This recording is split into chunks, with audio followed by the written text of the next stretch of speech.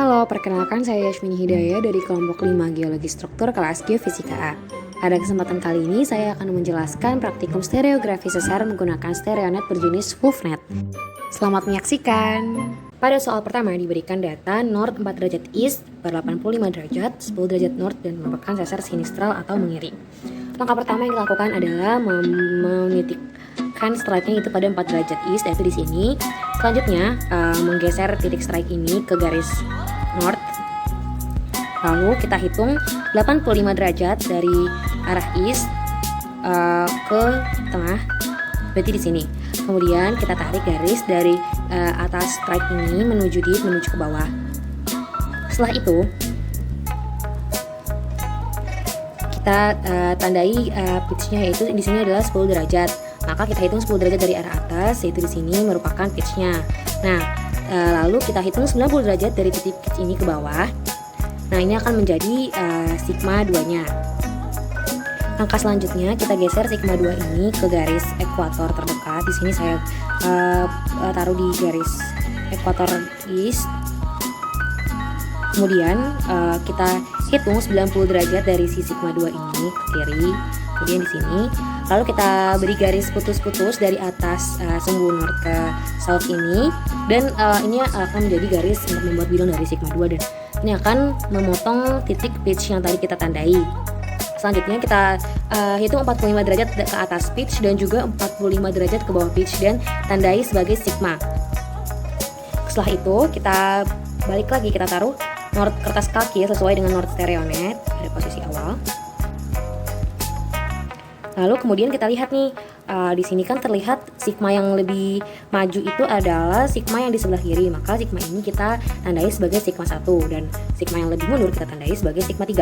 Kemudian karena ini yang lebih maju itu adalah bagian kirinya, maka bisa disebut sebagai sesar sinistral.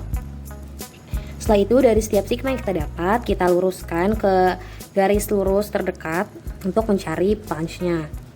Ini seperti sigma 1 kita luruskan ke sini, kemudian kita tarik garis lurus ke atas. Sigma 3 tadi, ini sigma 1-nya kita tarik garis lurus ke luar. Nah, setelah itu setelah semua sigma telah ditarik garis lurus ke arah luar, kemudian kita sesuaikan lagi sesuai dengan posisi awal, itu north kertas kalkir dengan north stereonet. Kemudian kita bisa menghitung tren dari masing-masing sigmanya tersebut. Di sini setelah saya melakukan pengukuran tren dan plunge-nya, saya mendapatkan sigma 1 plunge-nya itu sebesar 10 derajat dan trennya itu north 319 derajat east, dan sigma 2 plunge-nya itu 79 derajat dan trennya itu sebesar north 159 derajat east, dan juga sigma 3 plunge-nya itu sebesar 3 derajat dan trennya itu sebesar north 50 derajat east. Ya, kita akan memvisualisasikan data dari soal yang tadi itu ke dalam bentuknya menggunakan milimeter block. Di sini yang pertama kita lakukan adalah membuat arah dari northnya dan kemudian membuat arah dari strike-nya. Di sini strike-nya itu kan 4 derajat ya, jadi kita bisa menggunakan bantuan busur untuk membuat arah 4 derajat.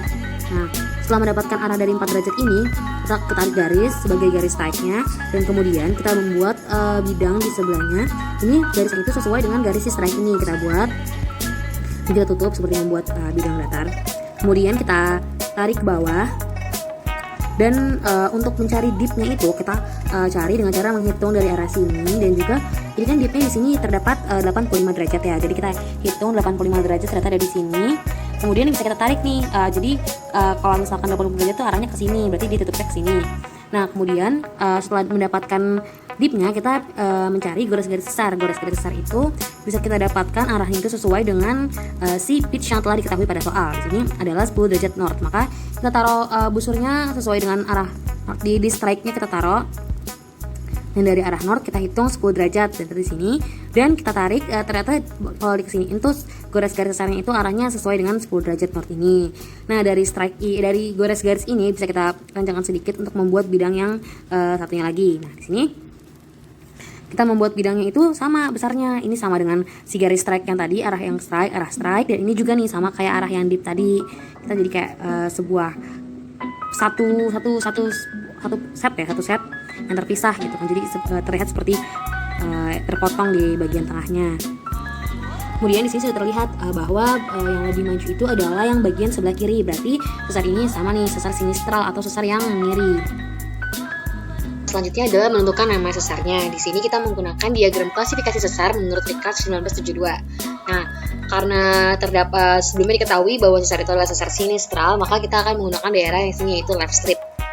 Nah, di sini kita menggunakan data yang diketahui itu adalah dip dan juga pitch. Nah, di sini pitch-nya itu kita dapat 10 berarti di sini, dan juga dip itu 85. Maka dia masuk wilayah 16 dan juga 17. Di sini kita lihat wilayah 16 itu adalah normal left slip fault dan 17 itu adalah left normal slip fault. Berarti sesar yang terdapat pada soal nomor 1 itu kemungkinan merupakan sesar berjenis normal left slip fault dan left normal slip fault. Ya, pada nomor 2 diberikan soal yaitu north 278 east dan dipnya itu 85 derajat dan pitchnya itu 10 derajat west. Nah, langkah pertama kita lakukan itu seperti biasa, kita membuat strike dan dipnya dulu sesuai dengan soal yang diberikan. Kemudian kita membuat menggeser strike-nya, kan strike di sini kita geser ke atas ke arah north. Kemudian kita buat garis dipnya, lalu membuat pitch-nya yaitu menghitung 10 derajat dari atas dan sigma 2 yaitu 90 derajat dari pitch ke bawah. Kemudian kita sejajarkan sigma 2 di garis ekuator dan menambah 90 derajat ke kiri untuk membuat garis bidangnya. Lalu dari arah pitch dari titik pitch ini kita tambah 45 derajat ke atas dan ke bawah untuk menentukan sigmanya. Dan kita taruh dari sini ke arah yang N ini.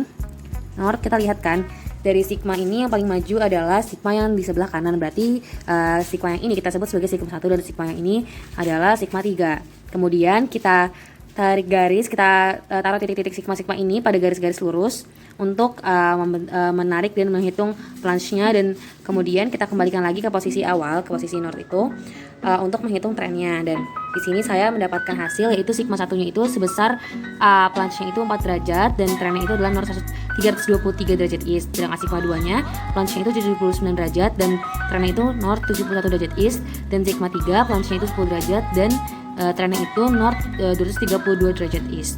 Untuk membuat gambar pada nomor kedua ini masih sama caranya dengan nomor 1, namun kali ini kita orientasi atasnya itu adalah sumbu west, karena dia itu untuk mempermudah kita membuat gambarnya.